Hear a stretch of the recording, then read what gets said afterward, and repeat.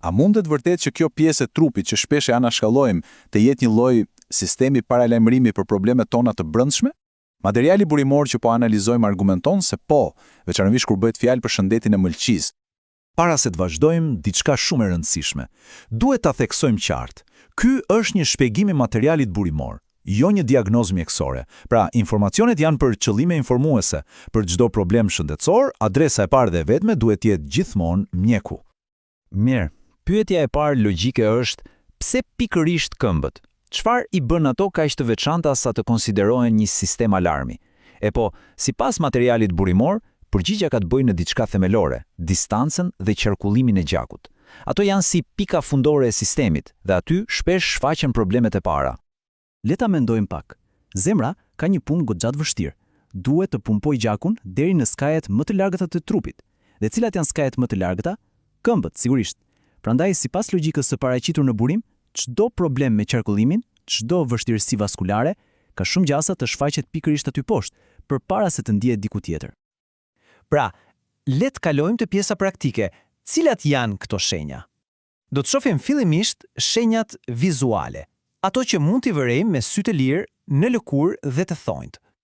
Duke parë pjesën e poshtme të këmbëve, burimi përmend disa gjëra specifike. Flasim për pika të vogla, të kuqe ose ngjyrë kafe, për një lëkurë që duket e tensionur dhe me shkëlqim.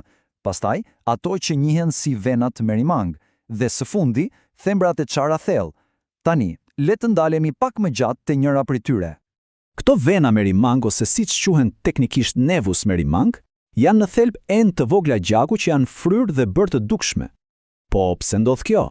Materiali burimor e lidh këtë fenomen me një tepritse të hormonit estrogen. Këtu hyn në lojë mëlçia.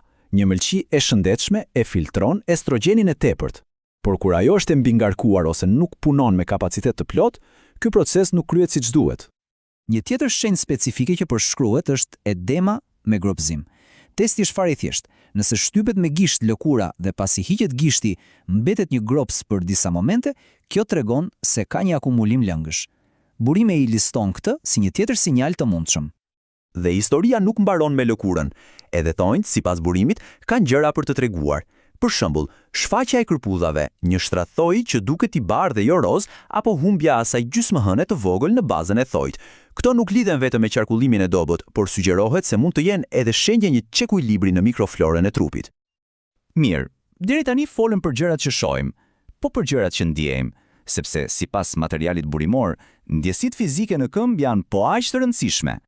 Për shembull, kruajtja e vazhdueshme, sidomos në shputa. Burimi e shpjegon këtë si pasojë e një mëlçie të mbingarkuar që nuk arrin të largojë siç duhet histaminën.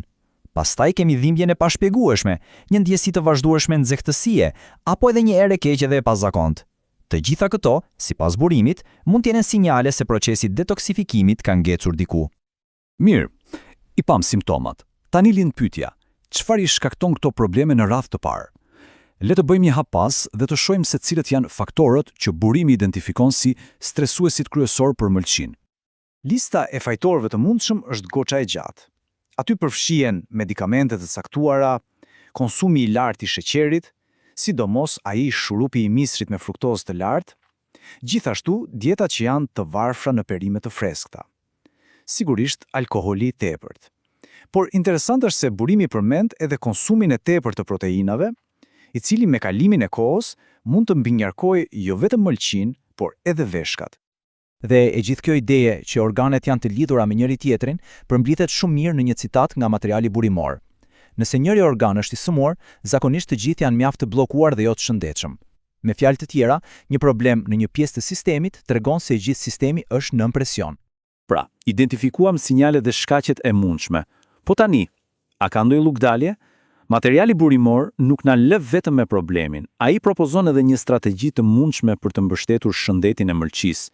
Dhe kjo strategji fokusohet kryesisht te dieta. Dhe cila është kjo strategji?